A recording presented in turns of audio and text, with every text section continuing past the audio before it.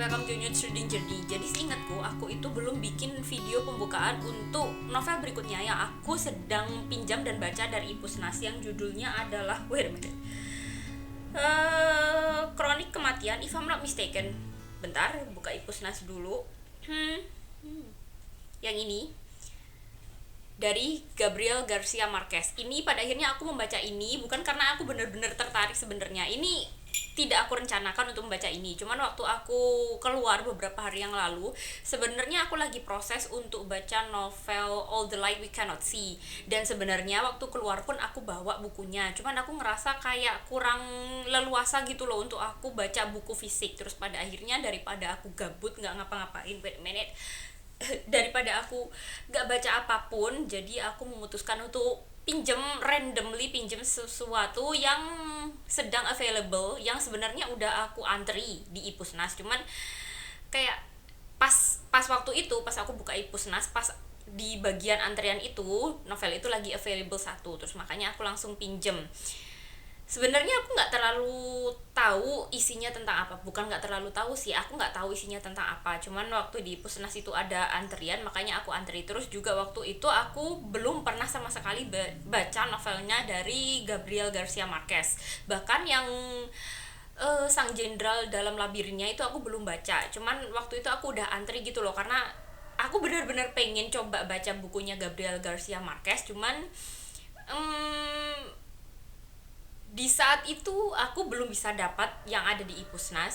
Terus aku juga belum terlalu yakin untuk membaca yang mana terlebih dahulu. Makanya kemarin itu waktu available akhirnya aku pinjam. Terus aku setelah lihat-lihat juga kayaknya halamannya nggak terlalu banyak. Ini cuma ada 126 halaman dan sekarang ini aku udah baca sampai ke halaman 33.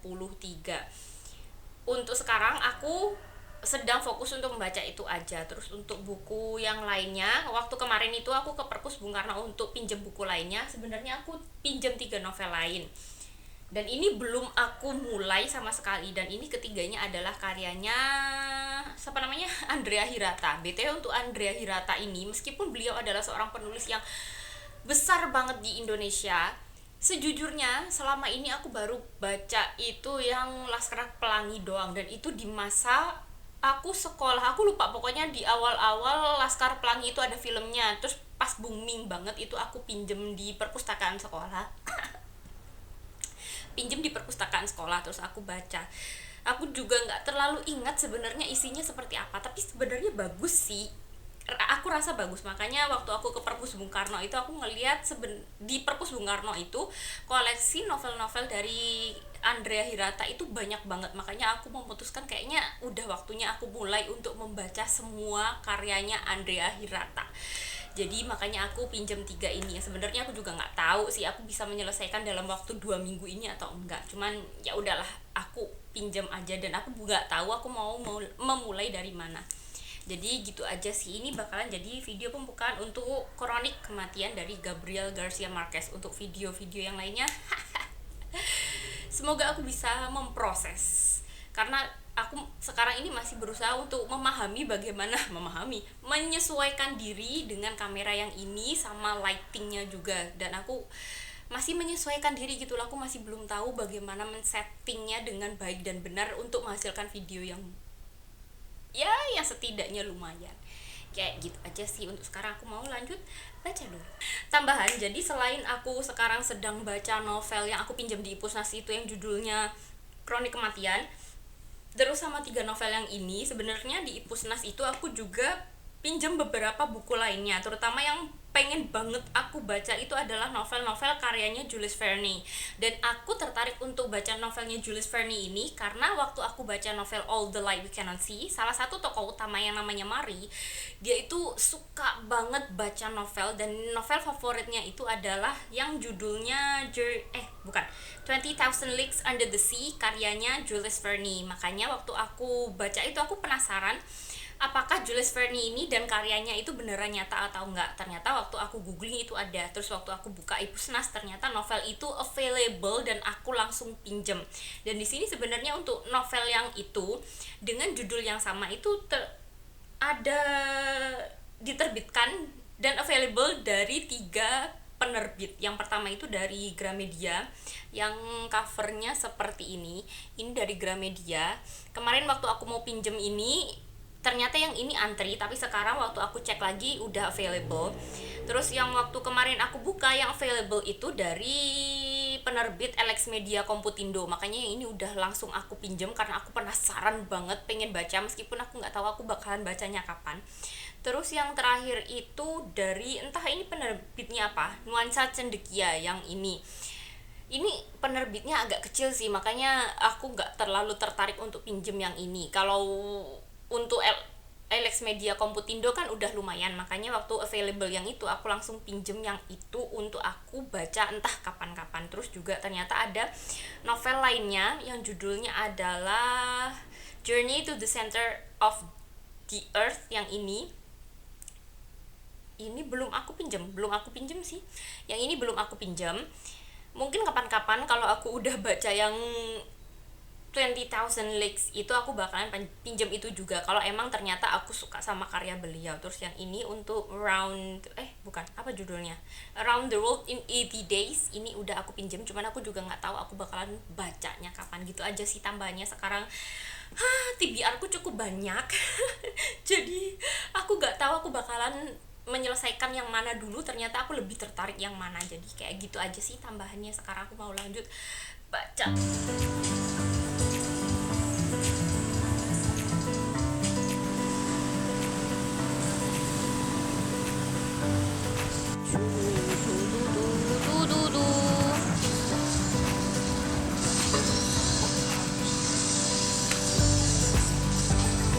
Apa this? Wanna get some? Oh,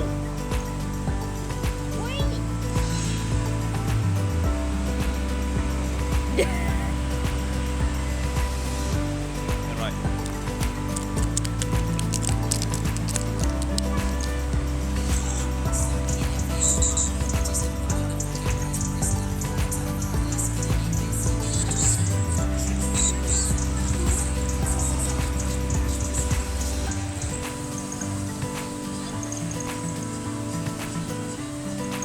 Hasilnya itu blurry, kayak nggak bisa fokus.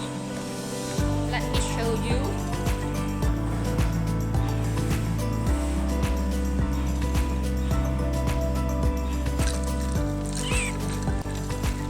Yeay. Belum kuning. Sebenarnya aku tadi itu rencananya mau keluar, cuman ternyata motornya nggak ada karena dipakai semua. Dipakai adikku satu, dipakai ayahku satu, dipakai mamaku satu. Yang tersisa adalah motor laki, motor yang gede, dan kakiku nggak akan sampai karena tinggiku itu nggak ada 150. Jadi pada akhirnya daripada aku ngangong-ngangong nggak ngapa-ngapain, mungkin nanti aku keluarnya malam mana aja kalau motornya udah ada. Jadi sekarang karena aku cukup nganggur, aku berpikiran mungkin aku mau bikin review aja novel yang udah selesai aku baca cukup lama, yang judulnya adalah Kronik Kematian dari Gabriel Garcia Marquez. Sebelum aku lupa, karena novel ini bagiku agak cukup rumit, dan sejujurnya menurutku dari kedua novel Gabriel Garcia Marquez yang udah aku baca, yang pertama adalah Sang Jenderal Dalam Labirinnya sama Kronik Kematian ini, sebenarnya kontennya cukup berat karena emang Gabriel Garcia Marquez tulisannya itu bukan novel yang sederhana yang gampang banget diikutin flow-nya.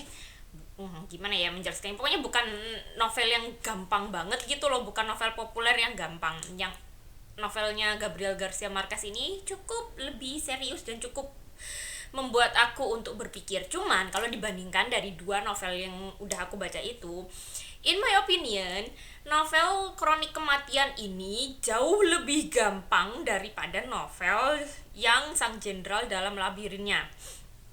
Selain lebih gampang, novel ini juga lebih tipis. Yang Kronik Kematian ini cuma ada 120-an halaman, dan itu kalau emang aku bener-bener niat dan fokus untuk membaca satu novel aja, kayaknya aku aku bisa menyelesaikan novel itu dalam waktu 1 atau 2 hari maksimal. Cuman memang waktu aku baca itu kan aku bacanya dari Ipusnas, dan selain itu aku juga baca novel lainnya yang buku fisik, makanya aku menyelesaikannya agak cukup lama karena keselang-seling gitu lah antara buku fisik yang aku baca sama novel Kronik Kematian.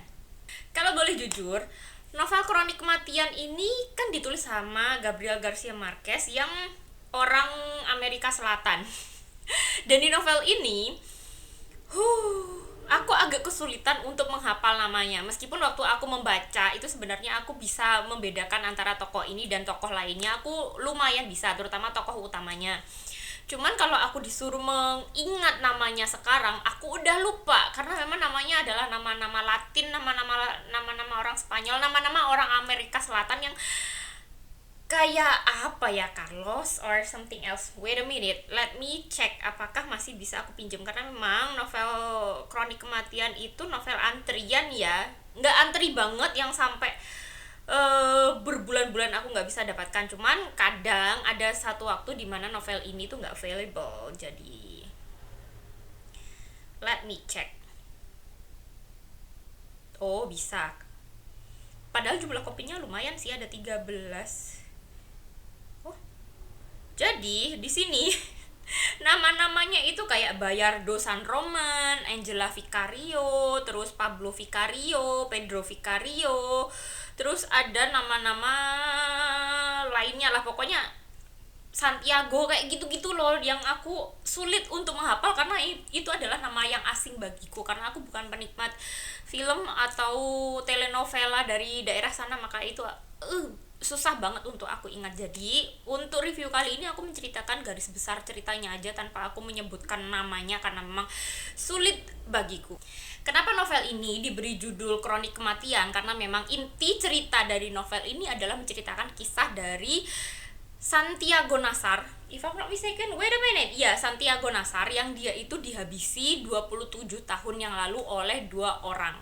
Karena ternyata Santiago Nasar ini dia itu dituduh sebagai seseorang yang sudah mengambil keperawanan dari adik si pelaku pembunuhannya itu.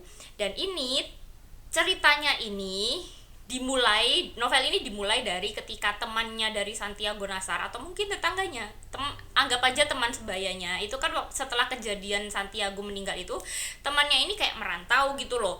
Terus kemudian setelah 20-an tahun kemudian temannya ini atau si sebagai seorang narator di novel ini yang aku juga nggak tahu namanya, kayaknya emang nggak disebut namanya, itu pulang kampung. Ketika dia pulang kampung, dia itu teringat lagi kejadian ketika Santiago Nasar itu dihabisi. Terus kemudian karena dia penasaran gitu sama perspektif orang lain di sekitarnya, makanya dia itu mulai menanya-nanyakan apa yang orang-orang di sekitarnya, tetangga-tetangganya, teman-temannya, bahkan keluarganya ingat ketika kejadian itu terjadi. Dan novel ini ya menceritakan perspektif dari setiap orang di desa itu, di kampung itu terutama, yang mengingat dan melihat kejadian itu terjadi. Dan itu benar-benar pada akhirnya si aku ini dia itu kayak menanyakan banyak orang gitu loh apa yang mereka ingat selama kejadian itu. Terus ternyata sebenarnya dalam kasus kematian penghabisan nyawa dari Santiago Nasar ini, hampir semua orang itu tahu kejadian itu, dan bahkan mereka bukan hanya tahu ketika kejadian itu terjadi, tapi juga sebenarnya mereka sudah tahu bahwa Santiago Nasar ini akan dihabisi beberapa jam sebelumnya, karena memang pelaku kejahatan dari penghabisan nyawa itu, mereka itu kayak si pelaku kejahatan ini yang 2 orang kakak laki-laki dari si perempuan yang sudah diambil keperawanannya oleh Santiago Nasar itu, mereka menyebarkan info bahwa mereka akan menghabisi Santiago Nasar karena Santiago Nasar ini sudah menjatuhkan harkat dan martabat keluarga mereka, terutama si adik perempuan mereka yang saat itu adik perempuannya itu baru menikah. Terus akhirnya ketika di malam pengantinnya itu suaminya tahu kalau si perempuan ini sudah tidak perawan, makanya setelah itu si perempuan ini dikembalikan ke keluarganya. Terus akhirnya si perempuan ini mengakui bahwa Santiago Nasar lah pelakunya. Dan karena mereka merasa 2 orang ini, namanya kalau nggak salah Pablo sama Pedro, mereka itu merasa bahwa mereka harus mereka harus membalaskan dendam dan harus membela harkat dan martabat keluarganya. Makanya mereka itu benar-benar ingin menghabisi nyawa Santiago Nasar, dan karena itu mereka itu kayak mereka itu bilang gitu loh ke semua orang bahwa mereka akan menghabisi orang ini. Cuman ternyata orang-orang di desa itu hampir semuanya itu ada yang memang benar-benar takut dan mempercayai apa yang mereka katakan, tapi kebanyakan dari mereka itu kayak menganggap bahwa itu hanya lelucon belaka atau mungkin hanya omongan dari orang-orang yang sedang mabuk, karena memang dua orang ini, Pablo dan Pedro ini, dianggap masih mabuk karena mereka semalaman itu sedang berpesta karena adiknya itu menikah. Makanya orang-orang di sekitarnya itu kayak beranggapan bahwa itu hanya akal-akal mereka, hanya omongan dari orang mabuk. Dan di novel ini tuh kayak hampir semua orang, bukan hampir sih, semua orang itu tahu kalau kejadian itu tuh akan terjadi. Cuman mereka tidak, entah bagaimana dunia ini entah bagaimana semua orang ini kayak mengabaikan gitu loh, dan sampai kejadian itu terjadi mereka itu tidak menyangka bahwa kejadian itu atau penghabisan nyawa dari Santiago Nasar ini akan benar-benar terjadi. Jadi kayak penghabisan nyawa itu kayak kayak emang benar-benar sudah direncanakan oleh semesta. Meskipun semua orang ini tahu, tapi tidak ada satu orang pun yang berhasil untuk mencegah kejadian itu terjadi. Jadi ini kayak melihat dari perspektif orang di desa itu, hampir semua orang itu tahu, tapi entah kenapa kejadian itu tetap terjadi dan tidak